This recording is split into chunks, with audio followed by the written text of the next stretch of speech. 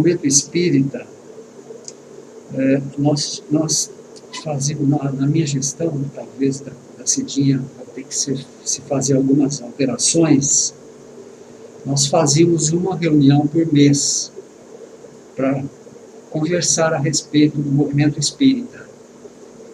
E numa dessas reuniões, nós fizemos nos levantamos e tivemos uma ideia. Um amigo nosso, que veio fazer parte do grupo, depois, o Guilherme Perche, nós conversamos uma vez a respeito de montar um programa de rádio. Isso a gente conversou, teve uma reunião, eu lancei essa ideia, um falou, o outro falou e tal, ficou parado. Isso foi 20 anos atrás, 21 anos para ser bem exato, agora nós vamos completar em novembro. Então esses 4 anos ficou mais ou menos parado, digamos assim. Uma vez ou outra colocava em movimento espírita em ação, outra vez parava, e isso foi andando até atingir 17 anos que nós já tínhamos levantado essa ideia. E numa das reuniões, que foi em Dourado, no Centro Espírita lá de Dourado, nós lançamos a ideia do programa de rádio. Não sei o que deu, se foi uma intuição, enfim, o que pode ter acontecido naquele momento, nós levantamos essa ideia de vir a ter um programa de rádio, o que os presentes ali achavam disso, convém fazer andar essa ideia. Aí o Roberto Bittencourt, companheiro inseparável do programa, ele deu uma ideia. Ele falou: olha, eu tenho muita amizade com o Gerson Marcos, da Rádio Clube. Eu poderia conversar com ele e a gente ver se é possível, se é viável. E nós marcamos conversar com o Gerson Marcos uma semana depois. E o Roberto e eu fomos até a Rádio Clube, que era lá na vila, lá em cima, bem distante da cidade. Fomos conversar com o Gerson. E por sorte nossa, tinha se aberto uma possibilidade muito boa para nós, que num programa de fundo caipira, né, esse programa que eles falam de caipira, eles entregou o programa que eles faziam lá, das 9 às 10 da manhã. Aí o Gerson disse para mim assim: Zezinho, esse horário é o melhor horário que tem para você lançar o Momento Espírita. Você faz o contrato aí com a gente e vamos lançar o programa aqui na rádio, tenho certeza que vai ter sucesso e tal. No domingo, das 9 às 10 da manhã. E aí, eu falei para ele assim: Gerson, vamos fazer um negócio. Nós vamos fazer 3 meses de experiência. Daqui 3 meses, a gente conversa novamente.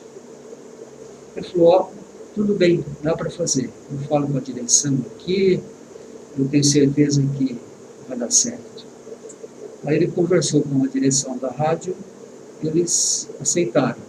Então fechamos um contrato inicial de 3 meses, das 9 a 1, o programa Momento Espírita, que já tinha sido votado o nome numa das reuniões da UNSE. Então nós iniciamos os programas. A repercussão foi tão grande, Estela, que nós tivemos que fazer alguns programas com 2 horas de duração, de 1h30, de 2 horas, era 1 hora só, mas chegamos a fazer de 1h30, de 2, eram muitas perguntas que chegavam, e nós fomos tocando o Momento Espírita. Isso que ano que era? Isso foi no ano de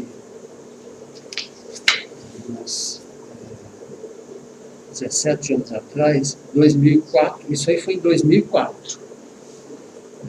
2003 para 2004. Aí, isso porque nós vamos fazer 17 anos agora, em novembro. Então foi no ano 2004. Aí terminou os 3 meses, dias antes, o Gerson me procurou novamente. Falou, o que vocês acharam e tal? A gente está ouvindo aí que o programa está sendo muito ouvido, o pessoal está gostando muito.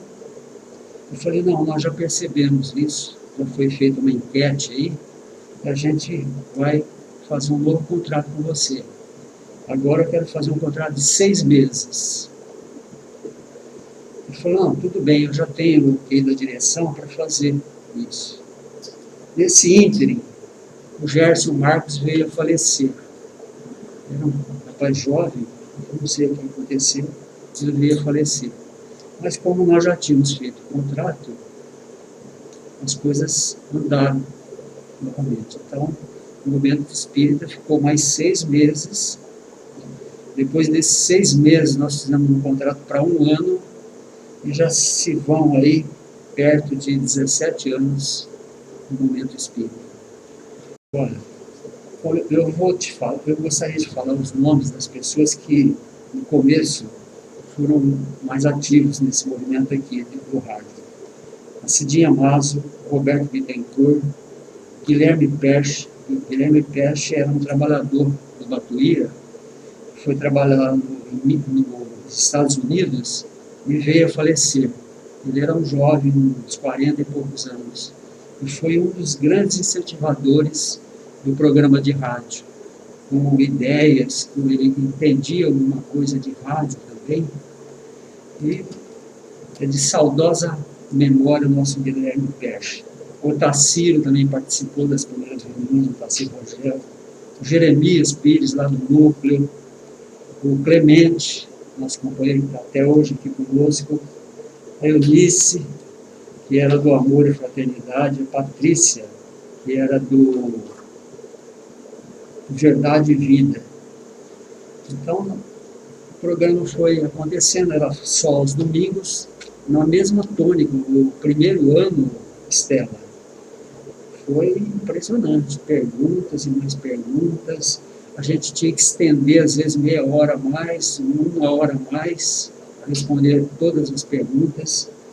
O sistema era todo domingo levar um palestrante, como é até hoje, né? Embora agora com a pandemia está um pouquinho diferente. Mas nós fazíamos o programa, uma abertura e tal, né, uma prece. Em seguida, o palestrante falava em torno de uns 30 minutos, mais ou menos, e depois a gente falava das atividades dos centros espíritas, respondia as perguntas, né? Isso ia 1 hora, assim, tranquilamente. Ele tinha um formato já parecido com o que tem hoje, então? Tem um formato parecido. Ele ainda se mantém nessa mesma... A definição foi a reunião que nós fizemos ali na USE, na rua 13 de Maio. Lembra que tinha ali a livraria da USE? E ali nós fazíamos as reuniões nossas, né? Então, nós fizemos umas 2 ou 3... Não, nós fizemos uma reunião, acho que 1 ou 2 reuniões, e decidimos que a primeira reunião ia ser a seguinte: eu ia falar do que era a USE, porque a maioria das pessoas não conhece a USE, né? Então eu falei a respeito da USE. E o Otacílio falou a respeito do que é o Espiritismo. No primeiro programa? No primeiro programa. Nós esgotamos 1 hora dessa forma. No segundo programa, nós fizemos outra reunião no meio da semana e decidimos mudar um pouco, porque no primeiro não tinha as perguntas ainda. Então, nós acrescentamos as perguntas e acrescentamos as informações que nós tínhamos que dar pela USE, o que estava acontecendo, onde ia ter palestra e tal, falava das casas espíritas. Então, esse foi o formato do segundo programa que permanece até hoje. Continua esse sucesso, né? E agora já vamos em novembro, dia 21 de novembro, 17 anos no Momento Espírita. Os espíritas, em geral, todas as casas e todos os espíritas, na verdade, aceitaram o programa, como aceitam até hoje, inclusive participam, né, os palestrantes, e houve alguma coisa da comunidade externa, de outras religiões. Foram religiões lá 2 ou 3 vezes entregar folheto para os nossos trabalhadores, para o pessoal da rádio, na hora que nós estávamos fazendo o programa Momento Espírita. Então houve uma resistência dos evangélicos. Mas depois eles perceberam que não adiantava, não vieram mais. Isso foi só no começo, viu, Estela? Nós escolhemos os conhecidos, né? Das várias casas espíritas, e até palestrantes que vinham a São Carlos, por exemplo, faziam uma palestra, e a gente aproveitava que ele ficava, às vezes, em São Carlos no domingo, e levávamos para o programa. Então, nesse ínterim, houve vários palestrantes de outros estados e de outras cidades convidados naquela semana. Então, o convite era feito semana a semana. Mais à frente, que a gente fez uma escalinha um certo tempo, já colocando mais de um, né? 1, 2, 3, assim, já esperando para ele ir no programa. Alberto de Almeida, nordestino, né? Muito conhecido no meio espírita. Ele veio, deu uma entrevista muito boa. Conseguimos um companheiro que tinha um equipamento adequado para fazer a entrevista. Levamos o Alberto Almeida lá na casa dele, desse rapaz, e eu fiz uma entrevista com ele. Foi muito boa, porque é muito conhecido, competente, né? E houve outros casos. Tem um aqui que eu não lembro, mas tivemos a possibilidade de convidar aquele palestrante de fora que estava em São Carlos. Normalmente eles topavam. E foi de vento em popa, né, Céu? Porque as perguntas choviam. Era uma coisa de 2, 3, 4 anos aí. No começo, hoje escasseou um pouco, né? Se eu posso ver espírito, né? Essa geralmente volta e meia aparecia, né? Eu posso ver espírito. Realmente os parentes se comunicam com a gente. E outra, porque a gente vê as pessoas, perguntavam, o porquê da gente ver as pessoas aparecer para nós. Era tudo assim de enfoque do espiritismo, que às vezes até uma perguntinha infantil para a gente, mas representava muito para aquela pessoa que estava perguntando, né? A grande coisa foi que essas perguntas deu algo para a gente continuar direcionando o programa, né?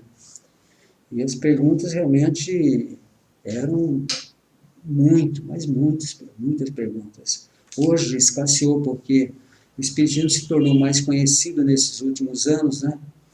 E as pessoas procuraram estudar. Você vê os centros espíritas, tirando fora essa pandemia, né? Que isso realmente atrapalhou todo mundo.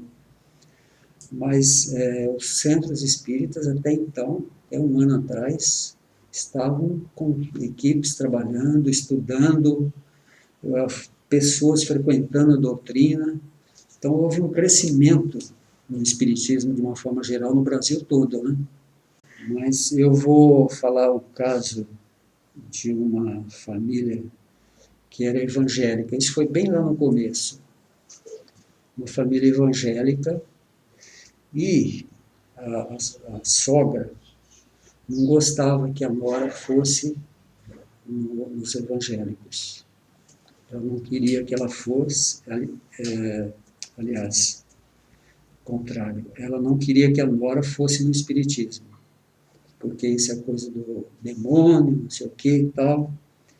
e a moça fez uma pergunta num programa de aniversário e foi respondida para ela. Você acredita que no outro domingo ela veio lá no programa? Foi raro isso em toda essa trajetória de 17 anos. E ela veio dizer que ela estava com um problema assim físico e tal, e que naquela semana ela pensou muito, fez oração e tal, e ela melhorou dessas dores. Quer dizer, sofreu a intervenção de um espírito médico aí, né, Estela? Mas eram perguntas das mais variadas, mas principalmente de conhecer o espiritismo, o porquê de certas coisas na doutrina espírita. Na pandemia tudo mudou, né? Porque nós estávamos meio a 5 a 6 pessoas todo domingo trabalhando, né? E com essa pandemia a gente acabou se dispersando um pouco, ficou só o Roberto fazendo na casa dele a preparação do momento espírita, a colocação, aproveitando mensagens que nós temos, e teve que mudar, não teve jeito, né? Porque não se pode ter frequência de pessoas, você tem que fazer um esquema que é impossível. Um local que cabia 100 pessoas, hoje cabe 25, 30. Então, ficou difícil de se montar, mas as casas espíritas, de uma forma geral, estão estudando pelo Zap, né? Estão fazendo estudo entre eles e tudo mais. E tá, de certa forma, as casas espíritas estão de pé. Estão fazendo ainda a distribuição de cesta básica. A grande maioria das casas que tem distribuição continua fazendo. Bom, o programa, antes dessa mexida aí, a gente fazia uma abertura, o Roberto sempre fez a abertura, né? Então fez a abertura, apresentou o palestrante, fez uma prece e tal, e começou o programa o palestrante falando de um tema já previamente combinado, né? E depois, no meio do programa, aí, não lembro o horário, agora a gente tem que rever tudo isso aqui, eu fazia uma entrevista com ele, como palestrante, sabe? Fazia umas perguntas do programa e tal, que ele estava enfocando, e aí depois eu falava também das atividades dos centros espíritas. E o Roberto falava das perguntas, né, que os ouvintes faziam, né?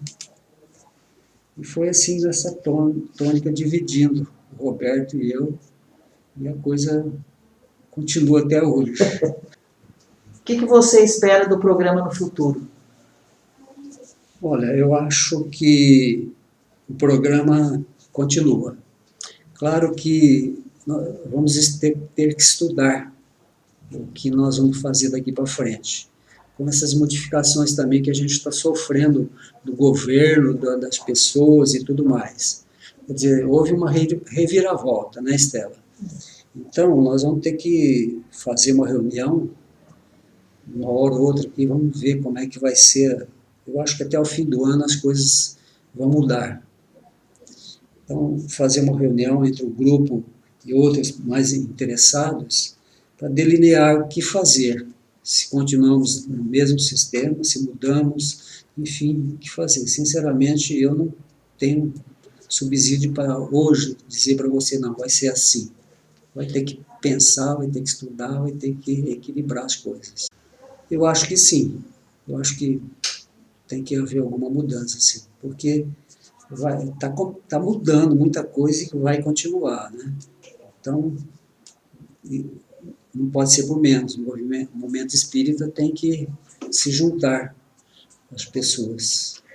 Utilidade, informações, muita gente, inclusive, que já houve casos de pessoas dizendo que iam se suicidar, ligando ao movimento espírita, queria ouvir uma mensagem e tal, qualquer coisa. Muita gente falando isso. Então ele veio dar um alento às pessoas, responder a determinadas perguntas que a pessoa não tem como responder e absorver. Então o programa espírita tem esse foco de você receber um alento. Muita gente que dizia que ia suicidar está vivo até hoje. Então, tudo isso vai ter que ser equilibrado. Tem uma coisa no momento espírita, Estela. As pessoas que nos ajudam, e o Roberto principalmente, eu quero destacar aqui que o Roberto é um baluarte, companheiro de primeira água, uma pessoa que está sempre procurando se atualizar, buscar, estudar. Então, o Roberto realmente é um companheiro espetacular. A Cidinha Maso também sempre esteve conosco, ou como presidente ou vice-presidente, no momento espírita, tanto com ela como comigo, e os outros companheiros, recebeu continuidade porque é realmente necessário que ele esteja de pé, orientando as pessoas, né, que fazem suas perguntas, as suas necessidades. E todos esses, que, além que aqui, né, hoje, foram companheiros que começaram lá e continuam até hoje nos prestigiando. São 17, quase 17 anos.